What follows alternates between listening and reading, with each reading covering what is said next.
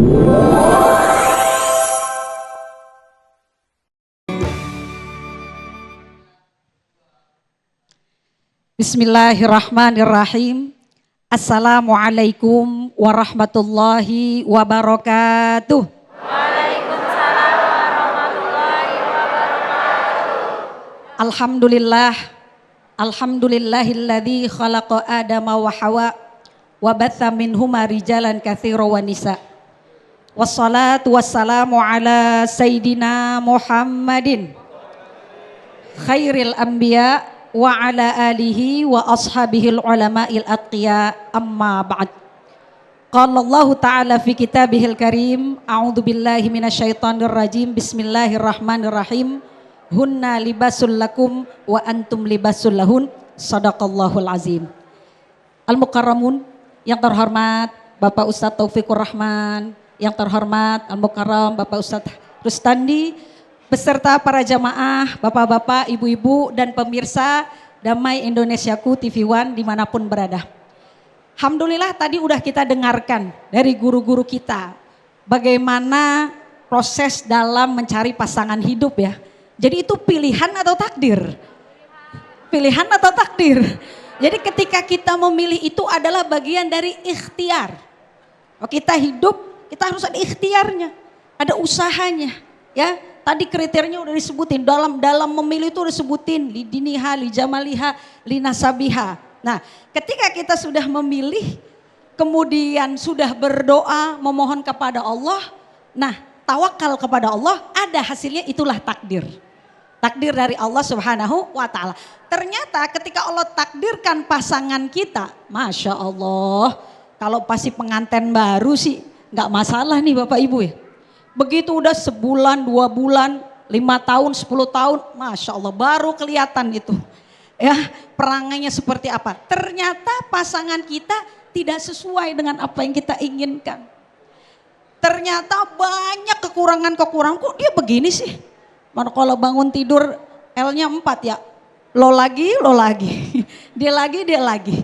Ya, nah ini bagaimana kita? Harus berdamai dengan hati kita. Sedangkan dulu kayaknya udah saya istikharah ini.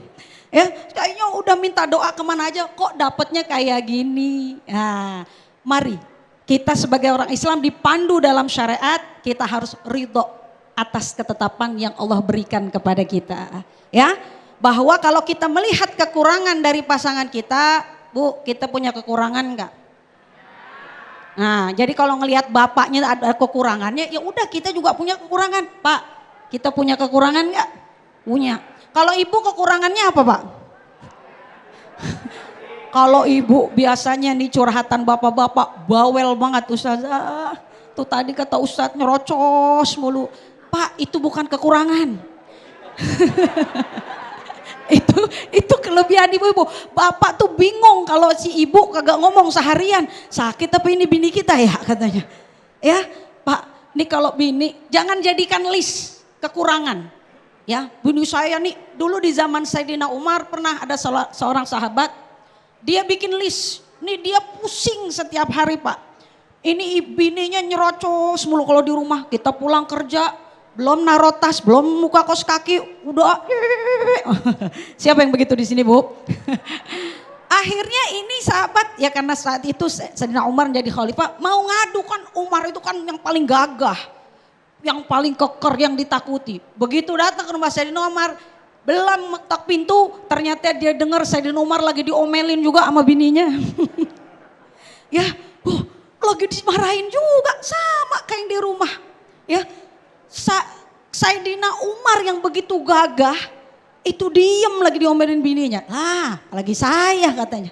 Akhirnya udah gak jadi, dia balik pulang. Begitu pulang Sayyidina Umar udah selesai. Istrinya sudah bicara selesai. Lalu dipanggil, ada apa sahabat? Ada apa? Lalu dia katakan, wahai khalifah, tadinya saya mau ngadu. Bini saya di rumah cerewet banget. Ya, ternyata engkau lagi diomelin juga. Lalu kata Sayyidina Umar yang paling bijak. Kalau istrimu lagi nyerocos aja mulutnya di rumah, lagi ngomel aja, kamu diam. Lelaki yang hebat tuh gitu Pak, bukan yang menang di medan tinju, bukan ya. Laki hebat bukan yang menang tawuran. Laki hebat itu yang mampu mendengarkan keluh kesah istrinya kalau istrinya lagi bicara. Bisa nggak begitu Pak? Oh. Ya, bilangin dia itu sedang meluapkan rasa lelahnya seharian mengurus anakmu. Bayangkan anak kita yang mengandung, kita yang ngelahirin. Tapi begitu kasih nama Nina binti Ahmad. Nih ngandung 3 kali, bukan binti Atikohnya nggak ada ini. Ya, binti bapaknya semua. Bayangkan namamu disematkan ke namanya, tapi dia ikhlas ngurukin segala macam kegiatanmu. Ya, jadi dengarkan saja. Oh ya Pak ya, jadi bisa nggak dengerin nih? Ya, termasuk ada surat di dalam Al-Quran namanya surat Al-Mujadalah. Pernah baca surat Al-Mujadalah Bu? Ya Bapak Ibu, ini surat turun karena ada satu wanita yang bawel. Ada yang bawel di sini. Hidup perempuan bawel deh pokoknya. Ya. Nah, namanya Khawlah binti Tha'labah. Dia dizihar oleh suaminya. Saat itu orang Arab ada istilah zihar ya. Kamu nih mirip banget jalannya kayak emak saya. Tuh, itu kalau nyama-nyama itu namanya zihar. Kalau udah posisi kayak gini cerai. Enggak, tapi masih suami juga enggak. Jadi gantung. Jadi dia tiap hari datang ke rumah Nabi ngoceh aja, namanya mujadalah, berargumen. Saya gimana Rasul? Saya gimana? Tiap hari datang ke rumah Rasul sampai akhirnya turun ayat. A'udzubillahi minasyaitonirrajim. Qad sami Allahu qala allati tujadiluka fi zawjiha wa tashtaki ila Allah wallahu yasma'u tahawurakuma. Ya. Allah telah mendengar qaulal lati. Jadi itu curhatannya Khawlah didengar oleh Allah. Ya Pak ya. Lantaran apa kata Sayyidah Aisyah, subhanallah, maha suci Allah yang mendengar segala ucapan. Saya ada di rumah itu, saya nggak dengerin tuh Khawlah ngomong. Tapi Allah mendengarkan segala keluh kesahnya. Masya Allah. Ya Pak ya. Lalu kata Sayyidina Umar pernah diberhentiin nama Khawlah waktu lewat rumahnya Khawlah. Sini apa Khalifah, saya mau ngobrol. Diajak ngobrol lama banget. Sampai dicolek sama kawannya Pak. Dia ngomong, udah jangan diladenin nenek-nenek. Kata Sayyidina Umar apa? Demi Allah, kalau nggak ada waktu sholat, perempuan ini ngajak saya bicara, ngobrol, saya ladenin.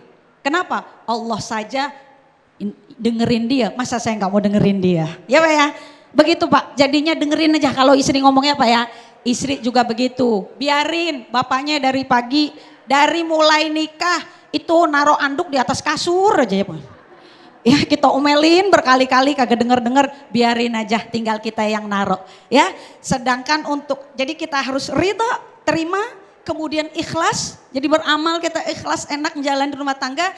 Yang ketiga buat jomblowers, ini ada jomblowers, jomblowan dan jomblowati. Jangan pernah latak natumir ratih merahmatillah, jangan pernah putus asa. Ya, tetap ikhtiar. Sekarang begini, udah ada air susu, jatah takdir kita dapat air susu. Tapi kalau kita nggak genggam, nggak kita teguk, nggak akan sampai di tubuh kita. Ya, jadinya mungkin jodoh udah ada depan mata, tapi kurang aktif kali, ya, kurang membuka hati. Jadinya masih belum sampai jodoh. Tetap berdoa kepada Allah. Amin. Sekian. Assalamualaikum warahmatullahi wabarakatuh. Waalaikumsalam warahmatullahi wabarakatuh. Masya Allah, terima kasih Ustazah Atikah atas tausiah di segmen ketiga ini. Ini menjadi panduan sekaligus cerminan bagi kita semuanya untuk tetap rela, ridho dan juga ikhlas terhadap takdir yang kita terima, takdir jodoh. Tapi saya yakin ini banyak sekali Bapak Ibu, para istri, para suami sudah gelisah dan juga resah ingin mengajukan pertanyaan. Ini benar nggak sih jodoh saya? Ini benar nggak sih pilihan saya? Nanti akan kita jawab, akan kita bahas dalam segmen tanya jawab. Tetaplah bersama kami dalam Damai Indonesiaku. Jangan kemana-mana, rambutan nyonya dari Pak Awam. Nah, habis ini kita tanya jawab.